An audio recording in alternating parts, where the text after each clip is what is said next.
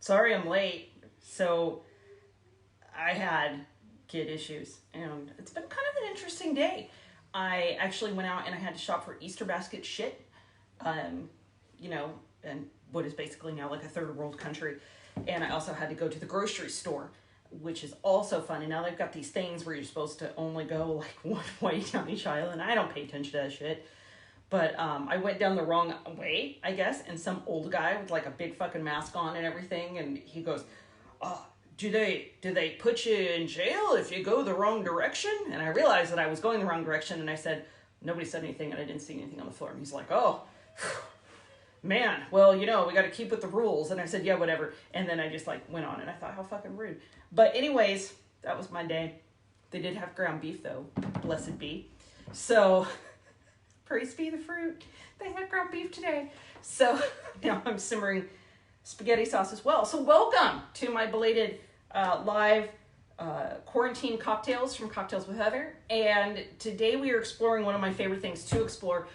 Although honestly, it's not always my favorite thing to drink, and that's absinthe. So I had a tiny bottle a while ago, but I thought this was better served if I actually went and got a real bottle of absinthe for you. So history on this, and I don't need to delve too much into this. There was a thing a long time ago where they felt that whatever was one of the ingredients, I think it was the wormwood that they put into this cocktail, was causing hallucinations and issues, and it's green in color, and they were calling it the Green Fairy, and became outlawed.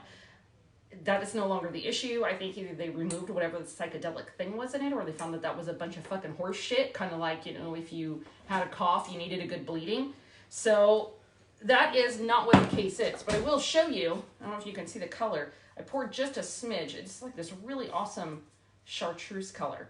And the question I get most of the time when I talk about this is, what exactly does it taste like? Fucking NyQuil. It tastes like NyQuil. I think they got the idea for NyQuil from this, because it's literally green death. It's green death fucking flavor is what this is. It's gross. But it can be made better, and the fun thing about absinthe is it's fun to do. So there are traditional ways to prepare absinthe if you were in an absinthe bar, and they can be very fancy. I've seen not all of them involve fire, but the one that I enjoyed the most when I saw it did involve fire, and so that's what I'm going to show you now. So if you were fancier, you would have something like an absinthe glass. This is kind of a make-out. This is actually probably a brandy glass. I used to have a lot of barware also, and I don't anymore, but I don't know that this is large enough to really serve our purpose. But absinthe glasses can get really, really fancy, and because it's really old school stuff, they get really ornate and silverish. It is prepared with an absinthe spoon. I know what you're thinking. You're thinking, bitch, that's for spackling walls. It's not, because it has holes in it. I don't know how well you can see that, but there will be little slits in it, and they get pretty fancy and pretty expensive, but this is an absinthe spoon. The thought being, let's see if you guys can see that there, that you would hold this over and essentially pour like a sugar cube through it. So this is where it comes into play.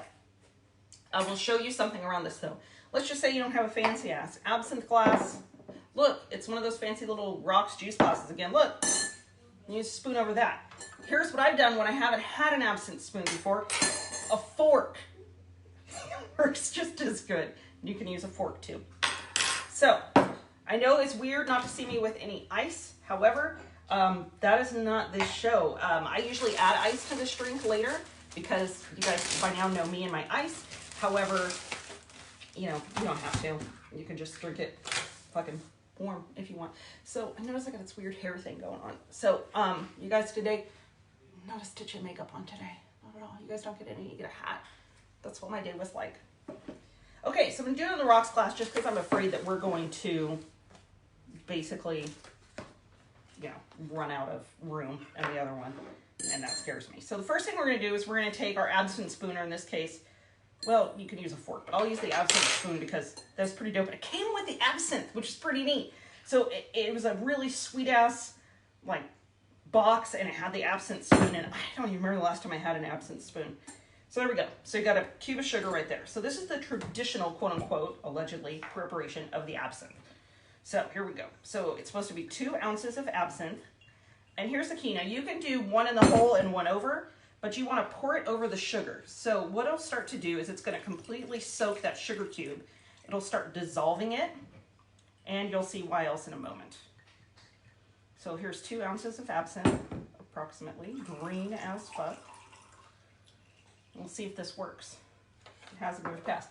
Okay, if I burn this house down, everybody promise you delete this video. You never saw it, insurance purposes. See if it works. Oh yeah, it's gonna light the whole spoon on fire. There you go. So what this is obviously doing is caramelizing that sugar and melting it. So it's really just taking it straight into that drink. And if you start to see, and I don't know if you guys can look into it or not, it's actually lit the whole alcoholic drink on fire, bringing that smoky flavor out. Now here's the key. Don't just let it burn your house down. Water. What that's going to do, oh yeah, extinguish those flames and really melt that sugar cube down into it. So you're going to want to put a good, like, 4 ounces or so of water in there. Really get that stuff going. Give it a little stir, get that sugar in there. And that is your traditional preparation of absinthe. Now the rim is hot, it's hot, everything's hot. I would put ice in this, that's me. The drink isn't hot, it's warm. It really does help the taste of the absinthe. Absolutely, but it's still something you really need to be prepared for. I'm gonna be completely honest. People love this. And I'm gonna tell you a fact, because I've been lots of kinds of drunk before. Super proud about that. Absinthe drunk is a different kind of drunk. I don't know what herbally they put into it. I am not a fucking whale scientist. I don't know what that is, but I can tell you it's a completely different drunk. So when you're very drunk, normally on alcohol, you really have like kind of loss of your mind, and you don't really know what's going on. With absinthe, it's very different. You feel very focused, but very fuzzy. I don't know. It's just a completely different kind of drunk. So there's your absinthe drink. I will probably add ice to this later and drink that. So, because as cool as it was to light shit on fire, which you guys can all do now, and hopefully hallucinate, there's another absinthe drink that I think you guys might enjoy. It's called Death in the Afternoon. So it goes along with the fucking green death flavor of absinthe in itself. God, I love lighting stuff on fire. My friend Darren said, hi Darren, said that I need to do one where I light the shot on fire, the flaming Dr. Pepper, and dunk it in the drink. So, hey, who knows? Maybe we'll get Ryan over here and you could do that. So what you're going to do is pour a shot and a half of absinthe into a glass. Take your champagne. I still have some of this from yesterday. So here's another little tip for your champagne. I have one of these champagne keepers that I can put on and seal my champagne up. And then that way it still keeps bubbling in if I put it in the fridge. Absinthe and sparkling wine or champagne. There you go. Just like that. A whole different kind of mimosa there. Death in the Afternoon. Fantastic. That's not bad. That's not bad. I might pass out to this later.